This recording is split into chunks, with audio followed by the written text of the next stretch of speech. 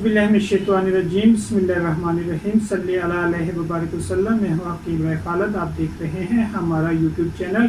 आज हम अक्सीर मैदा एक हफ्ता पहले इस मिकदार में नुस्खा तैयार किया था, वो ख़त्म हो गया। आज दोबारा तैयार करवा रहा हूँ। आज जो नुस्खा आप हजरात के सामने पेश कर रहा हूँ, ये 45 साल पहले से अपने मतलब पर चला रहा हूँ। बेहतरीन रिजल्ट का अमल है।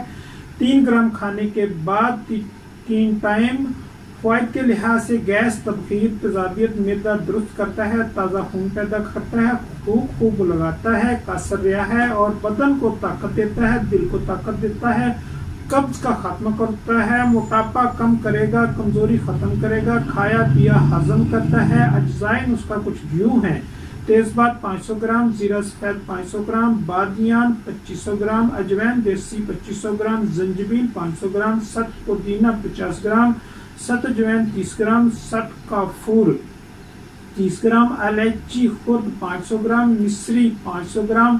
सफ़ूफ बना लें। दुआओं में याद रखिएगा। हमारे चैनल को सब्सक्राइब कीजिएगा। शुक्रिया।